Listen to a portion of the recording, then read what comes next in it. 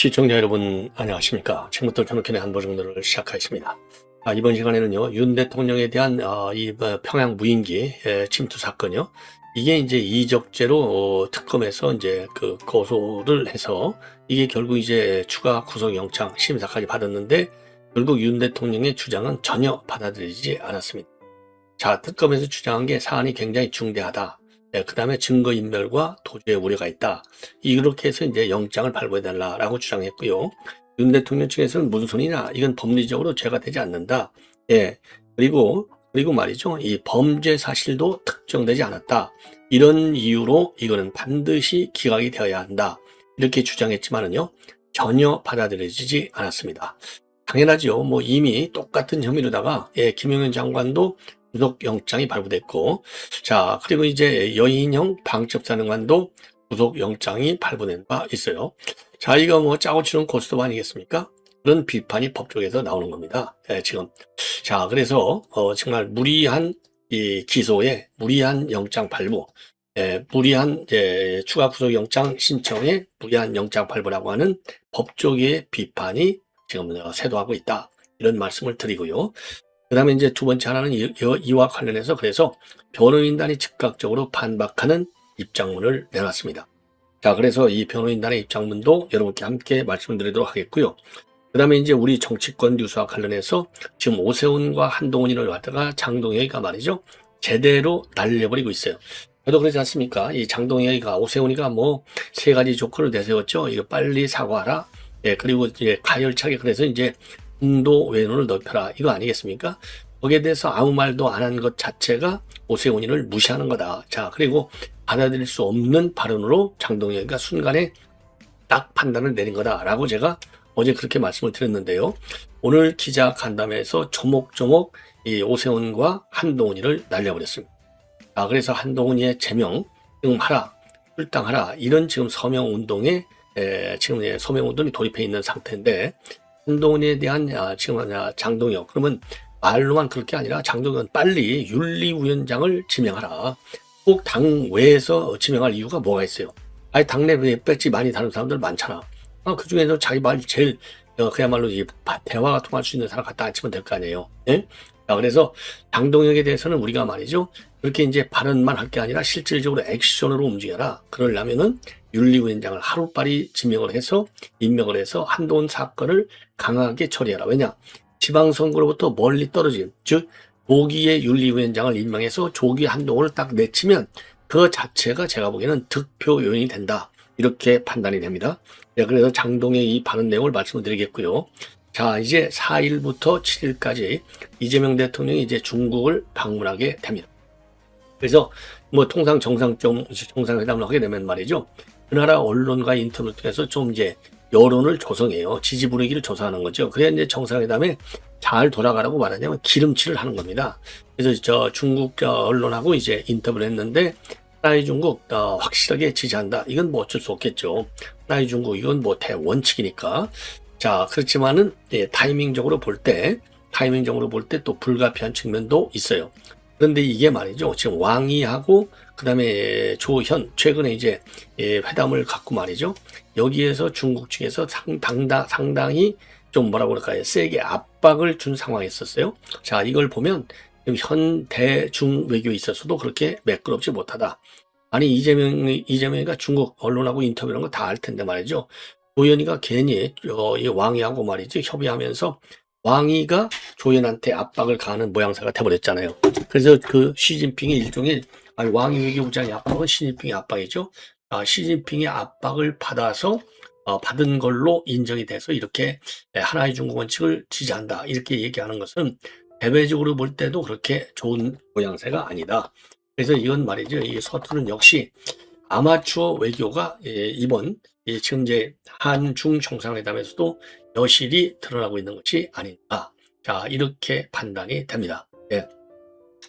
자, 그래서 이제 이게 말이죠. 이런 측면에서 지금 이제 외교관 장관과 통화를 해서 그런 왕위로부터 압박을 받은 거 이게 이제 서투른 외교가 되는 겁니다. 그런 점에서 조금 뭐라고 그럴까요? 상당히 좀 유감스럽고 안타까운 것이 아닌가. 자, 이런 판단입니다. 예. 그래서 이 조연하고 그다음에 이 왕이하고 말이죠. 요거 그 전화 통화 내용도 여러분께 함께 전해드리도록 하겠습니다. 자, 그래서 이제 이 한중 정상회담 굉장히 중요해요. 굉장히 중요합니다. 그래서 요 내용을 이제 말씀을 드리겠다는 겁니다. 자, 그러면요, 우선 지금 이제 오늘 영장을 지금 이제 추가 구속영장을 발부했어요. 그래서 1월 18일 날 추가 이제 이 6개월의 기간이 끝나잖아요. 그러니까 뭐 안 끝나게 하려고 1월 16일 날 왜냐면 1월 16일 날 징역을 딱 선고해 버리면은 당연히 뭐 이거 18일 날 만료된다는 게 아무 의미가 없어요. 그럼에도 불구하고 2중 3중으로 좀 윤석열 대통령의 말하자면 이 구속을 풀어주면 절대로 안 되기 때문에 못 가야 되기 때문에 내란 특검에서 말이죠. 추가 구속영장을 신청을 했습니다. 추가 구속영장을 신청했는데 이거는 평양 무인기 일반 이적죄로 신청을 했고요. 그 신청한 영장이 지난번에 이제 이정엽 부장판사인데 최근에 지금 영장 실질 심사를 가지고 있는데 오늘 영장을 발부했습니다. 영장 발부 이유는 증거인멸 염려가 있다는 거죠. 짜고 치는 고스톱을 할 가능성이 많다는 겁니다. 그래서 요 내용과 관련해서 변호인단에서 즉각적으로 반발하는 입장문을 내놨습니다. 자, 그래서 이 특검 측에서 얘기한 은밀히 진행된 비정상적인 군사작전의 특성에 비춰 진술을 따맞출 우려와 같은 증거인멸 우려가 동하고 별건에서 증거인멸 우려가 있어서 구속된 이후에 사정 변경이 없었다. 그래서 법정에서 하급자에게 책임을 전가하는 태도를 볼 때 구속 필요성이 오히려 가중됐다. 이런 주장을 했는데 이런 특검 측의 주장을 오늘 법원이 받아들인 겁니다. 상당히 유감스러운 것이 아니냐. 이렇게 판단이 되고요. 자, 이러다 보니까 이 재판부 결정 직후에 지금 윤석열 대통령의 법률 대리인단이 즉각 반박하는 성명을 냈습니다. 사법의 이름으로 포장된 자판기 영장이다. 그래서 이번 영장 발부는 증거인멸 염려라는 상투적 문구를 내세웠지만은 그 전제가 되는 범죄 사실은 소명되지 않았다. 범죄의 실체가 비어있는 상태에서 내려진 구속 결정은 이제 특정 범죄가 특정되지 않았다고 그랬지 않습니까? 법적 판단이라기보다는 결론을 먼저 정해놓은 형식적 승인에 가깝다. 그리고요. 범죄가 특정되지 않으면 증거 또한 특정될 수 없고 증거인멸의 염려는 논리의 출발점에서 이미 성립할 수 없다. 범죄 사실조차 특정되지 않았는데 인멸할 증거가 어디 있으며 보주할 이유는 또 무엇인가? 그러면서요. 대통령의 직무 수행을 정치적 잣대로 재단해서 사후적으로 이적이라 치환하는 순간 대한민국의 모든 외교안보 결정은 언제든지 형사처벌이 대상이 된다라고 주장했습니다. 그리고 공개재판이 예정돼 있고 모든 동선과 책임에 노출된 전직 대통령에게 도주를 상정하는 것 자체가 현실을 외면한 가정에 불과하다. 이번 영장은 구속을 전제로 사유를 사후적으로 자동 완성한 자판기 영장이므로 법원이 스스로 사법의 엄정함과 독립을 훼손한 부끄러운 결정으로 기록될 것이다. 이렇게 강하게 반박을 했습니다. 자, 그래서 말이죠. 이 작년 1월 26일 날 지금 내란 사건이 본류라고 할 수 있는 내란 우두머리 혐의로 검찰에 구속됐어요. 이게 이제 직위원 재판이 이루어질 직위원 판사의 재판이고요. 그래서 이제 이때 그 직위원 판사가 구속 취소 결정을 내려서 3월 8일 날 석방된 바 있습니다.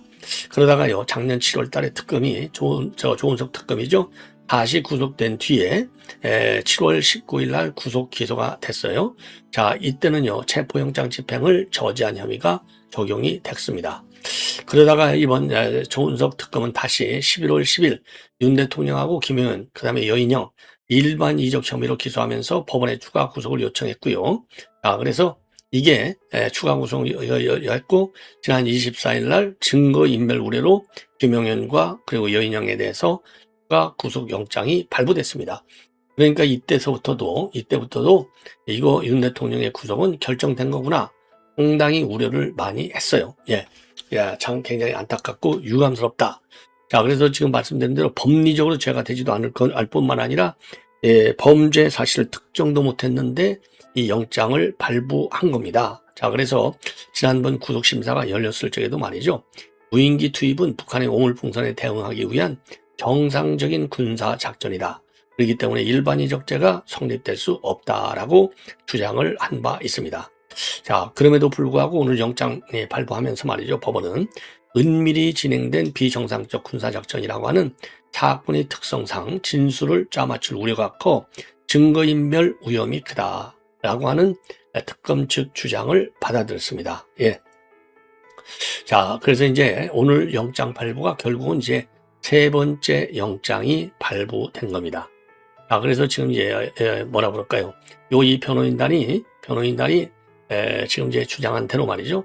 공개 재판이 예정돼 있고 모든 동선과 책임이 노출된 전직 대통령에게 무죄를 상정하는 것 자체가 현실을 외면한 가정에 불과하다. 옳은 얘기죠. 이번 영장은 범죄에 따른 구속이 아니라 구속을 전제로 사후적으로 자동 완성한 자판기 영장이다. 법원이 수도 사법의 엄정함과 독립을 위해서는 부끄러운 결정으로 기록될 것이다 라고 하는 마지막 패러그래프, 이거 역사에 남을 이 기록이 아닌가 이렇게 판단이 됩니다. 상당히 참 유감스럽다 이렇게 볼 수밖에 없네요. 예. 자, 그래서 이제 윤 대통령은 결국 1월 18일 날 풀려나는 것이 아니냐라고 했지만은 결국은 계속 구속된 상태가 유지될 수밖에 없는 이런 상황이 되는 겁니다. 예. 자, 그리고요, 지금 이제 서해 공무원 피살 사건과 관련해서는요, 지금 요 내용은 조금 이제 복잡하기 때문에 정신을 바짝 차리고 다음 방송에서 말씀을 드리도록 하겠고요. 서훈하고 김홍희 해경청장만 항소를 하고 박지원하고 서욱은 무죄 지금 항소 포기를 했어요. 그래서 무죄가 확정이 됐습니다. 자, 그리고요, 혐의도 직권남용이라든가 뭐 이런 거는 싹 다 빠지고 오로지 허위사실에 의한 명예훼손 요 부분, 그러니까 이제 지금 숨진 그 이대진 씨하고 유족 명예를 훼손했다는 혐의에 대해서만 항소를 제기했어요. 이렇게 보면 이제 형량이 엄격하게 어마어마하게 떨어져 나가는 거가 되겠습니다. 자, 그래서 말이죠. 이 검찰은요, 해경의 1, 2, 3차 수사 결과 발표 브리핑과 관련해서 서훈과 그 다음에 김홍희 이 허위 공문서 작성 및 행사 명예훼손, 사자 명예훼손 혐의에 대해서만 항소를 했습니다. 그리고 이 밖에 말이죠, 핵심 쟁점인 직권남용 혐의는 항소에서 모두 빼버렸어요. 예. 자, 그래서 이제 형량 자체가 설령 유죄를 받는다 하더라도 굉장히 약한 처벌을 받을 수 있게 정치적인 배려를 한 것이다. 이런 비판이 법정에서 나오고 있는 이런 상황이 될 수 있다라고 판단이 됩니다. 그래서 서울중앙지검은요, 오늘요, 증거관계와 법리 관련 법리를 면밀히 검토하고 대검과의 협의를 거쳐서 월북 여부가 불분명한 상황에서 자지월북한 것으로 오인될 수 있는 수사 결과를 발표하고 이로 인해서 망인과 유족의 명예를 훼손했다는 부분에 대해서 항소를 제기했고 나머지 부분에 대해서는 항소의 시력을 고려해서 항소를 하지 않기로 딱 결정을 내렸다. 이렇게 지금 입장을 밝히고 있습니다. 예. 자, 그래서 이게 말이죠, 이 법조계에서는 이건 검찰이 반쪽 항소인데 그쳤다 이런 비판이 나오고 있고요. 한동훈이가 대대적으로 또 비판하고 있어요. 한동훈, 검찰이 형식적으로 일부 항소하되 항소 범위를 잣대고 봇대고 극단적으로 줄이는 꼼수를 써서 사실상 항소 포기했다. 국민을 보호하는 국가의 기본적 역할을 포기한 것이다. 그러면서 중대범죄인 국민 피살 은폐 사건을 별것 아닌 명예훼손 사건으로 통합시켰는데 이런 법무부, 이런 검찰은 존재할 이유가 없다. 그리고 유족인 이래진 씨도요, 본인의 배국에다가 부분 항소는 항소 포기나 마찬가지라며 반발 입장을 냈습니다. 그래서 요거는 이제 별도로 그 법조계의 의견까지 해서 다시 한번 보완해서 바로 드리도록 하겠습니다. 자, 이게 그래서 이제 이 항소 포기할, 그래서 이와 관련해서요, 우리 국민의회에서는 외압을 행사한 김민석 등을 갖다가 탄핵 추진하겠다. 이렇게 입장을 밝히고 있습니다. 그래서 지금 노골적인 항소 포기 외압을 가한 김민석, 그리고 정성호, 그리고 수사팀의 항소 의지를 복사한 박철호에 대해서 중앙지검장입니다. 탄핵과 법적 조치를 추진하겠다. 자, 이렇게 지금 반박을 하고 있는 그런 상황이 되겠습니다. 자, 그래서 이게 다시 말이죠, 일파만파로 커질 수밖에 없다. 그리고 유진우도 말이죠, 법과 원칙에 따르지 않은 극히 이례적 결정이다. 가장 유죄를 받기 쉬운 쉬운 문서 삭제 부분을 항소 포기했다. 직권남용 범죄다. 항소 포기 특검이 발족할 날이 올 것이다. 예, 옳은 얘기죠. 반드시 와야 됩니다. 와야 됩니다. 자, 이번에는요, 이 장동혁의 기자회견 내용입니다. 이 장동혁 오늘 기자회견 내용의 핵심은 오세훈과 그리고 한동훈이를 저격하는 데 있다. 이렇게 보여집니다. 자세하게 말씀을 드리겠습니다. 자, 오세훈이가 말이죠. 오세훈이가 신년 인사할 때 계엄과 완전히 전련해라 이렇게 얘기했거든요. 이와 관련해서 계엄에 대해서 계속 입장을 요구하는 것은 다른 정치적 의도가 있다고 볼 수밖에 없다. 예, 그리고 한동훈의 이 통합론 이런 거에 대해서는 걸림돌이 먼저 제거돼야 된다. 그러니까 한동훈이 네가 걸림돌이잖아. 이 얘기나 마찬가지인 거예요. 그래서 계엄에 대한 저의 정치적 의사 표명은 명확하게 이루어졌다. 예, 명확하게 이루어졌다. 이거는 이제 더 이상 요구하지 마. 오세훈이 요구를 갖다가 일축한 거죠. 저는 2024년도 12월 3일 당시 본회의장에서 계엄 해제 표결에 참여했고 찬성 표결을 했다. 그리고 헌재의 결정에 대해서도 존중한다는 입장도 분명히 말씀드렸다. 따라서 계엄에 대한 제 입장을 반복해서 묻는 것은 바람직하지 않다. 우리에게는 국민들의 상상을 뛰어넘는 파격적 쇄신이 필요하다. 가장 중요한 쇄신은 인적 쇄신이다. 이번 지방선거에서 승리를 위해 새 인물들로 파격적인 공천혁신을 시도하겠다. 자, 이거 그러니까 이제 이 오세훈이를 겨냥해서 인적 쇄신을 겨냥한 거예요. 이 얘기는 새로운 인물, 오세훈이는 너는 안 돼. 딱 이 얘기나 마찬가지가 아닌가. 이런 생각이 듭니다. 그리고 보수 대통합 요구에 대해서는 말이죠. 당내 통합을 하는 데 있어서 어떤 걸림돌이 있다면 그 걸림돌이 먼저 제거되어야 할 것이다. 예, 그런 걸림돌이 이제 해결되지 않는데도 당원들의 의사와 상관없이 당대표가 개인적 판단에 의해서 언제 연대나 통합을 함부로 얘기할 수는 없다. 이 얘기는요, 이 한동훈이 제거하겠다는 거나 마찬가지가 되겠습니다. 그리고 1월 중순에 통일교 특검법 공지를 위해서 이준석 대표와 만날 예정에 있다는 말씀까지 드립니다. 자, 이번에는요, 지금 이제 이재명이가 말이죠, 중국 방문 앞두고 중국 CCTV 인터뷰를 했습니다. 그래서 본인도 역시 하나의 중국을 존중한다. 그러면서요, 지금 수교 당시 합의된 내용은 여전히 한중 관계를 규정하는 핵심 기준이다. 대한민국 정부는 하나의 중국을 존중하며 그 입장에서 벗어나지 않고 있다. 예, 그러니까 이제 우리 대만 문제에 대한 원칙적 입장을 재확인한 거가 되는 겁니다. 예. 자, 이게 이제 중국이 요구한 대로 지금 해주는 거예요. 그리고 과거의 안미경 중 대한민국의 전략적 자율성이 매우 중요하다. 미국과의 안보 측면에서의 협력은 피할 수 없지만 대한민국과 중국과의 관계가 대립적으로 가거나 충돌하는 것은 대한민국 국익에 전혀 도움이 되지 않는다. 그리고요, 시진핑 지도력 아래 중국은 기술과 자본 측면에서 한국을 따라잡거나 앞서는 영역이 많아졌다. 인공지능과 첨단 산업 분야에서 수평적인 협력 관계를 구축해 서로에게 도움이 되는 협력적 경계 관계를 만들어야 된다. 그리고 한국과 중국은 경제 성장 전략에서 비슷한 측면이 있어서 경쟁 관계이면서 협업할 여지도 상당히 많다. 각자 역량을 키워내는 경쟁 가운데 협력 분야를 찾으면 서로 도움되는 관계를 만들 수 있다. 자, 그러면서 말이죠. 성남시장과 경기도지사 시절에 직접 목격한 중국의 변화상을 쭉 언급하면서 중국의 혁신 역량을 긍정적으로 평가하기도 했습니다. 그러면서요, 중국은 태양광과 같은 재생에너지 분야에서 전 세계를 석권하고 있고 위기에서 기회를 찾아내 국가 역량을 집중해 새로운 기술을 발전시키는 탁월한 역량이 있다. 그리고 시 주석을 만난 최근에 이제 소감과 관련해서 든든한 이웃임에 함께할 수 있는 정말 도움이 되는 이웃이 될 수 있겠다는 느낌을 받았다.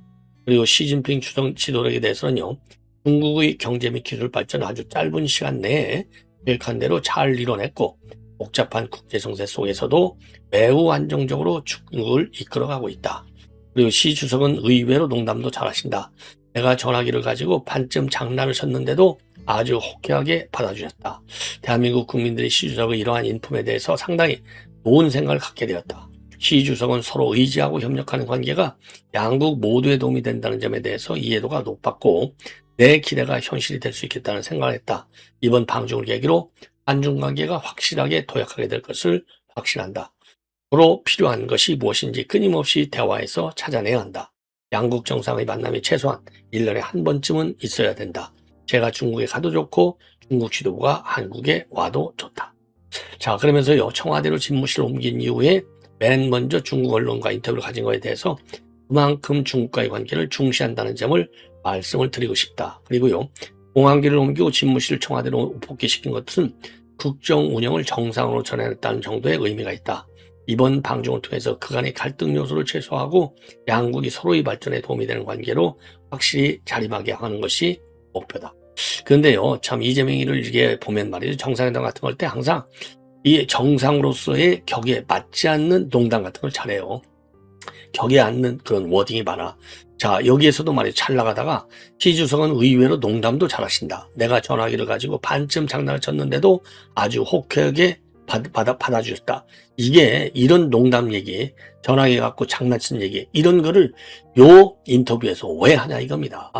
이제는 아마추어 정상에 대해서는 정말 대한민국 국격에 맞지 않는 정상회의로 이어질 수밖에 없다는 이런 경고의 메시지를 갖다가 분명하게 참모들이 전달해라. 저는 그렇게 다시 한번 지적을 하고 싶어요. 아니, 시진핑하고 둘이서 말이죠. 네? 시진핑하고 둘이서 농담한 걸 가지고 왜 이 기자회견에서 이걸 써먹는냐고 도대체. 네? 이해할 수가 없는 겁니다. 그래서 다시 한번 말씀드리지만 말이죠. 예, 지금 이제 한중 외교장관 통화가 31일 날 마지막 있었는데 이때 왕이가 말이죠, 하나의 중국 원칙 준수를 강하게 요청을 했습니다.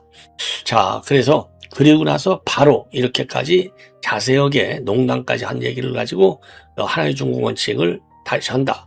그러니까 이제 이런 게 없이 하나의 중국 원칙 한다. 그러면 원칙적 입장을 잘 냈네.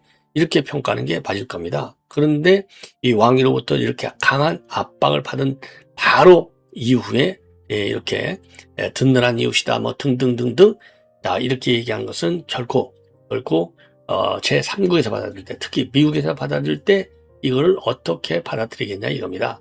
그런 점에서 이 아마추어 외교 아직도 벗어나지 못하고 있는 이재명, 요거에 대해서 우려하지 않을 수 없고, 참모들이 말이죠, 정말 제대로 이런 거 말이죠, 인터뷰할 때 참모들이 그 인터뷰 요지, 이 페이퍼 어마어마하게 검증을 하는데, 참 이런 얘기 말이죠, 어떻게 이런 내용이 정말 인터뷰를 통해서 나갈 수 있느냐, 굉장히 부끄럽다, 이런 말씀을 듣지 않을 수 없습니다.